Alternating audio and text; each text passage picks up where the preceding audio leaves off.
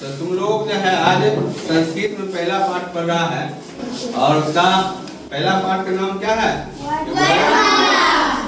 वयम वर्णमाला पठामः। मतलब क्या? हम लोग वर्णमाला पढ़ते हैं। तो सबसे पहले जान लो कि संस्कृत व्याकरण में जो है वर्णमाला की संख्या 46 होता है। ऐसे 46 से 50 भी होता है, उसमें अयोग वांग आता है, उसको जोड़ेगा तो 50 तक पहुंच जाएगा, लेकिन मुख्य रूप से 46 होता है। क्या होता है? 46। उसमें यह वर्णमाला का और से ज्ञान तक आता है और इसी वर्णमाला को हिंदी में अक्षर भी कहते हैं, अंग्रेजी में लेटर भी कहते हैं।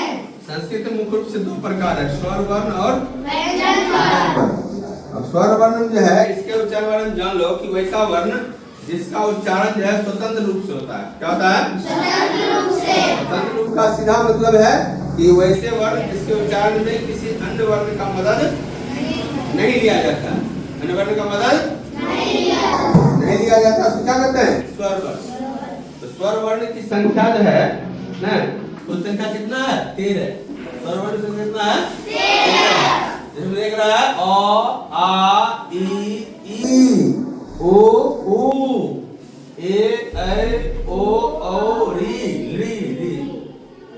ये कुल मिला कितना है? 13। और उसी जगह तुम व्यंजन वर्ण के बारे में देखोगे तो व्यंजन वर्ण क्या होगा कि जिस वर्ण का उच्चारण स्वर वर्ण की सहायता से होता है उसको क्या कहते हैं? व्यंजन वर्ण। यानी व्यंजन वर्ण जो होगा उसका उच्चारण क्या होगा? किसी अन्य वर्ण की सहायता से होता है। किसी अन्य वर्ण की सहायता से उसको क्या कहेंगे? और व्यंजन वर्ण की संख्या जो है वह कुल 33 होता है। क्या होता है? 33। और इसका भी प्रकार है 3 प्रकार, स्पर्श व्यंजन, अंतस्थ व्यंजन और उष्ण व्यंजन। ठीक है? हैं? तो ये स्पर्श व्यंजन जो है ये इसकी संख्या कुल कितना है? 25। कितना है? 25। अंतस्थ व्यंजन संख्या 4। उष्ण व्यंजन संख्या 4। क्या हो गया? 33। क्या हो गया? 33। अब इसको अलग करेंगे। स्पर्श व्यंजन कितना है? 25। अब इसमें आता है कवल, कवल, चवल, टवल, तवल, पवल। और एक कवल के कुछ संख्या 5।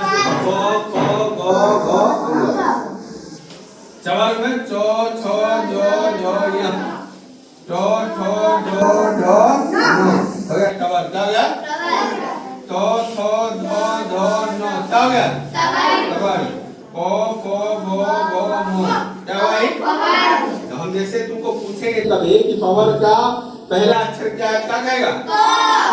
अब पांचवा अक्षर तीसरा अक्षर दूसरा अक्षर बो। समझ रहे आपको?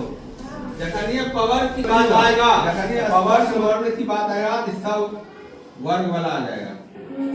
स्पर्श व्यंजन कितनी संख्या है? 25। अब अंतस्थ वर्ण इसमें 4 है, याद रखना। यो, रो, लो, वो। ये 10वां तक काम देगा कि आगे जीवन बहुत कम देगा। पूछे आपको एक अंतस्थ वर्ण संख्या कितनी है, क्या कहेगा? 4। और उष्ण वर्ण की संख्या भी 4। तालम पिसो इतना सब समझ गया है? हाँ। तो इसको सब लिख लो और कल याद करके इसको लाएगा। कल याद करके और ऐसा याद करना कि उसको भूलना नहीं। ठीक है? याद कर लेगा? हाँ। चलो ठीक है, धन्यवाद।